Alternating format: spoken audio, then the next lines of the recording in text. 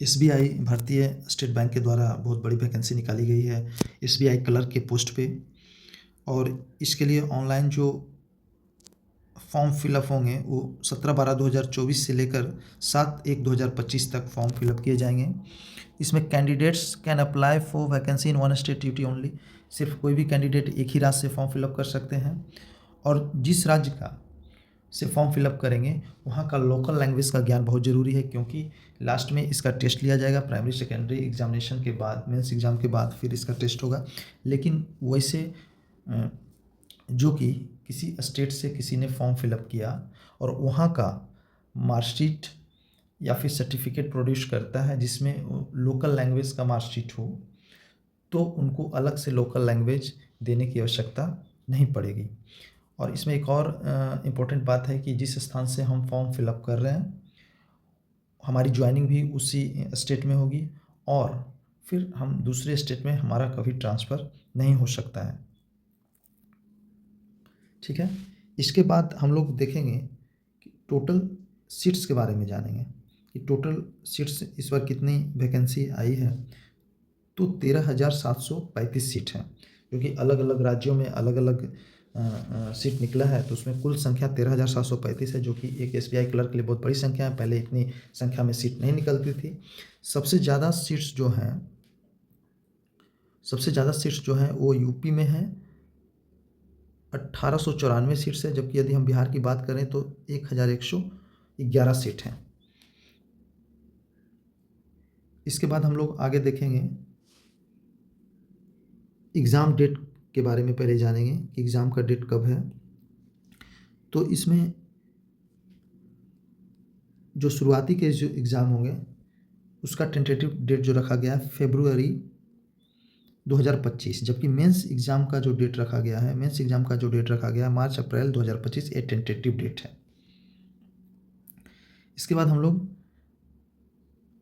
Eligibility criteria के बारे में जानेंगे।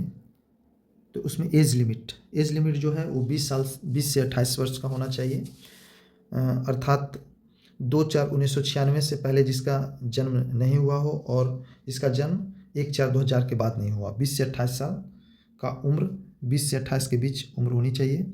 इसमें रिलैक्सेशन भी दिया गया है SC/ST के लिए 5 साल का और OBC के लिए 3 साल का रिलैक्सेशन दिया गया है। इसके बाद हम लोग देखेंगे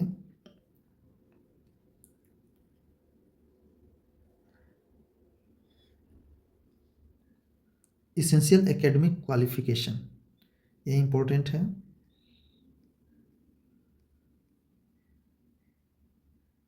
इसेंशियल एकेडमिक क्वालिफिकेशन जो है ये इम्पोर्टेंट है, इसको हम लोग देखेंगे।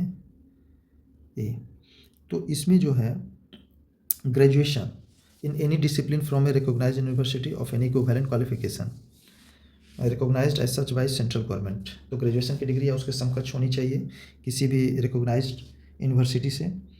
और इसमें जो सर्टिफिकेट जो है वो 31/12/2024 तक निर्गत हो जानी चाहिए। हम फाइनल ईयर में हैं, ग्रेजुएशन का फाइनल ईयर में या फाइनल सेमेस्टर में है, तो वैसे लोग भी फिलअप कर पाएंगे। लेकिन हमारा जो सर्टिफिकेट है वो 31/12/2024 तक सर्टिफिकेट क्या होनी चाहिए, वो पासिंग सर्टिफिकेट प्राप्त हो जानी चाहिए, तभी हम इस फॉर्म को फिलअप करने में सक्षम हो पाएंगे। ठीक है, ये इम्पोर्टेंट था। उसके बाद जो है सिलेक्शन प्रोसेस, हम लोग इसके बाद सिलेक्शन प्रोसेस जानेंगे, सिलेक्शन की क्या प्रक्रिया है।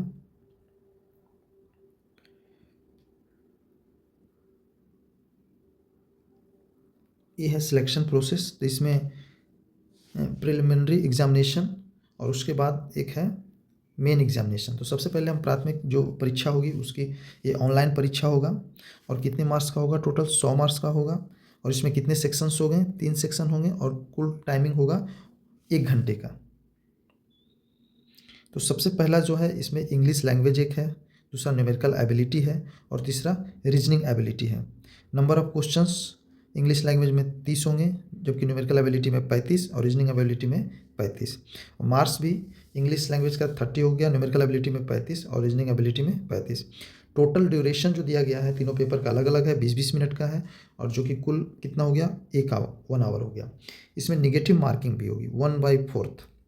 एक क्वेश्चन जब रॉन्ग होगा तो 1/4 मार्क्स क्या होगा, उसमें डिडक्ट किया जाएगा। और एक और बहुत ही इम्पोर्टेंट बात है कि हर सेक्शन में अलग अलग क्वालिफिकेशन की ज़रूरत नहीं होगी।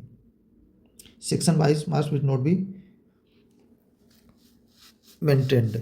इसमें अलग अलग सेक्शन में क्वालिफिकेशन नहीं होगा, ओवरऑल टोटल की काउंटिंग होगी। ठीक है। और इस प्राइमरी एग्जाम में क्वालिफिकेशन के बाद 10 times total number of vacancy का रिजल्ट दिया जाएगा, और जो कि मेंस का एग्ज़ाम के लिए देंगे। मेंस एग्ज़ाम में टोटल कितना टेस्ट होगा, 4 प्रकार का टेस्ट होगा। जनरल पब्लिक फाइनेंशियल अवेयरनेस, फिर जनरल इंग्लिश, क्वांटिटेटिव एप्टीट्यूड और reasoning ability and computer aptitude. Number of question अलग अलग समय होंगे। जनरल फाइनेंशियल अवेयरनेस में 50 क्वेश्चन होंगे, टोटल मार्किंग 50 और ड्यूरेशन 35 मिनट का रहेगा। जनरल इंग्लिश में टोटल नंबर ऑफ क्वेश्चन 40 होंगे, मैक्सिमम मार्क्स 40 होगा और ड्यूरेशन 35 मिनट इसमें भी। क्वांटिटेटिव एप्टीट्यूड में फिर नंबर ऑफ क्वेश्चन 50 होंगे, मैक्सिमम मार्क्स भी 50 और ड्यूरेशन 45 मिनट। जबकि reasoning ability and computer aptitude में नंबर ऑफ क्वेश्चन 50 और मैक्सिमम मार्क्स इसमें 60 होगा, ड्यूरेशन 45 मिनट का।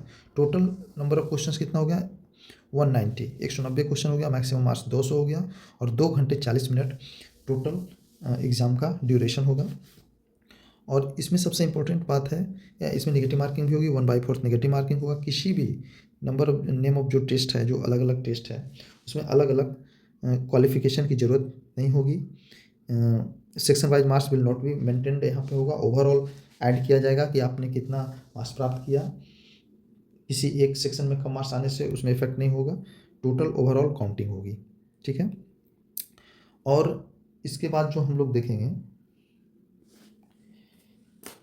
कि जो इसके बाद फिर कौन सा टेस्ट होगा। सबसे पहले प्राइमरी एग्ज़ाम हो गया, प्रिलिमिनरी एग्ज़ाम हो गया, फिर उसके बाद मेंस का एग्ज़ाम हो गया, और उसके बाद फिर जो होगा एक प्रोविजनल जो सिलेक्शन होगा। इसके बाद test of specified opted local language.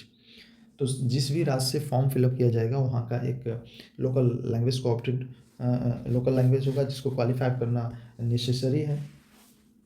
ठीक है। तो उसके बाद फिर प्रोविजनल सिलेक्शन होगा। तो पहला फेज़ का एग्ज़ाम होने के बाद 10 टाइम्स रिजल्ट होगा सेकेंड फेज़ में एग्ज़ाम के लिए, और जो मेरिट लिस्ट जो बनेगा, जो मेंस एग्ज़ाम है उसी के आधार पे मेरिट लिस्ट बनेगा। ठीक है। और उसके बाद ये